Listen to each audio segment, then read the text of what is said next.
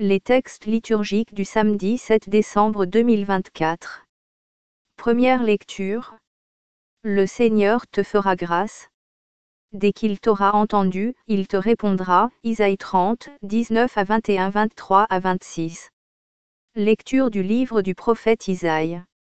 Ainsi parle le Seigneur, le Dieu saint d'Israël. Peuple de Sion. Toi qui habites Jérusalem.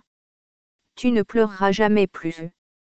À l'appel de ton cri, le Seigneur te fera grâce.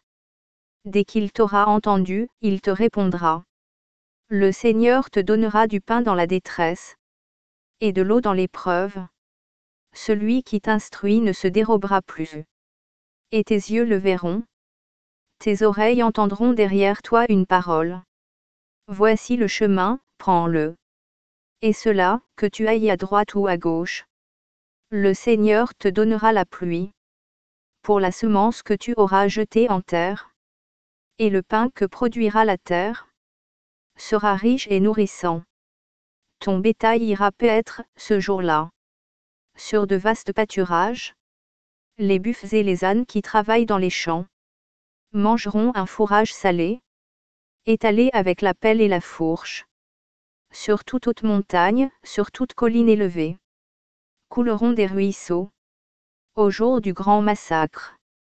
Quand tomberont les tours de défense, la lune brillera comme le soleil. Le soleil brillera 7 fois plus. Autant que 7 jours de lumière. Le jour où le Seigneur pansera les plaies de son peuple. Et guérira ses meurtrissures. Parole du Seigneur.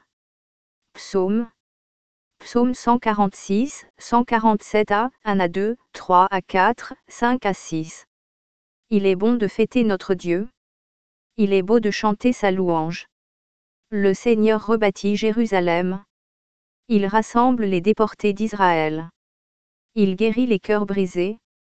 Et soigne leurs blessures. Il compte le nombre des étoiles. Il donne à chacune un nom. Il est grand, il est fort, notre Maître.